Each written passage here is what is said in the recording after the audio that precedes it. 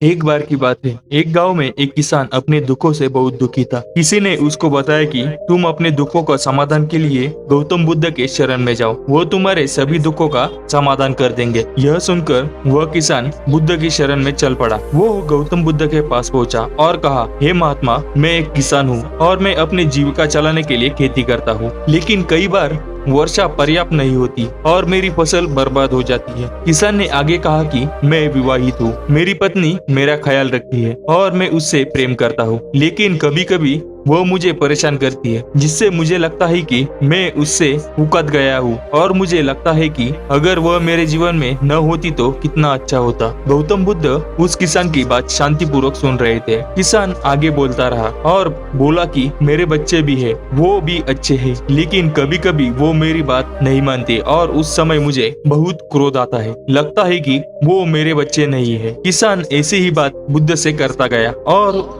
उसने अपने सारे दुखों को एक एक करके बताया। गौतम बुद्ध ध्यानपूर्वक उस किसान की समस्याओं को सुनते गए। उन्होंने बीच में एक शब्द भी नहीं कहा। किसान अपनी समस्याएं बताता चला गया और आखिर में किसान के पास बताने के लिए कोई भी समस्या नहीं बची। अपना मन हल्का हो जाने के बाद वह चुप हो गया और बुद्ध के जवाब की प्रतीक्षा करने लगा, लेकिन बुद्ध ने कुछ नहीं कहा। किसान अब और सब्र नहीं कर सकता था। वो आवाज ऊंची करते हुए बोला, क्या आप मेरी समस्याओं का समाधान नहीं करेंगे? मैं तुम्हारी कोई सहायता नहीं कर सकता।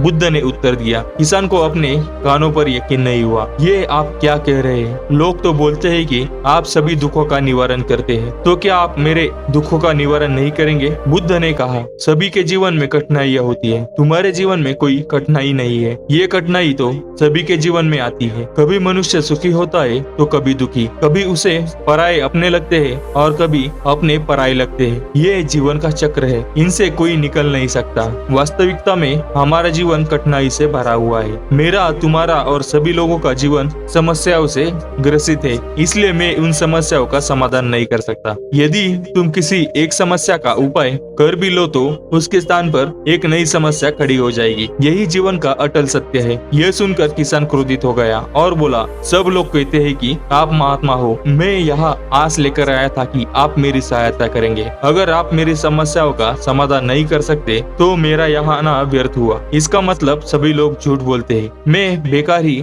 आपके पास आया। इतना बोलकर वह किसान उठकर जाने लगा। तभी बुद्ध ने कहा, मैं तुम्हारी इन समस्याओं का समाधान तो नहीं कर सकता, लेकिन हाँ, मैं तुम्हारी दूसरी समस्या का समाधान कर सकता हूँ। किसान ने आश्चर्य से कहा, इन समस्याओं के अलावा दूसरी समस्या? भला वो कौन सी समस्या है? बुद्ध ने कहा, वो यह है कि तुम नहीं चाहते कि तुम्हारे जीवन में कोई समस्या हो। इसी समस्या के कारण दूसरी कई समस्या का जन्म हुआ है। तुम इस बात को स्वीकार लो कि सभी के जीवन में समस्याएं होती है, कठिनाइयां होती है। तुम सोचते हो कि तुम इस दुनिया में सबसे ज्यादा दुखी हो और तुम्हारे जितना कोई और दुखी नहीं है। तुम अपने आसपास देखो, क्या वो लोग तुमसे कम दुखी है? तुम्हें अपना दुख बड़ा लगता है, लेकिन जो लोग तुम्हारे आसपास रहते हैं उनको उनका दुख बड़ा लगता है। इस दुनिया में सभी को अपना दुख बड़ा लगता है, चाहे दुख छोटा हो या फिर बड़ा, लेकिन वह जिसके साथ घट रहा है उसके लिए वह दुख बड़ा प्रतीत होता है। अगर तुम ध्यानपूर्वक देखोगे तो समझ जाओगे कि यह जीवन सुख दुख से भरा हुआ है। इसको तुम कभी बदल नहीं सकते, लेकिन हाँ, तुम सुख और दुख से ऊपर अवश्य उठ सकते हो। यह तुम्हारे लिए संभव है। सुख और दुख को हम आने से रोक नहीं सकते, लेकिन सुख और दुख का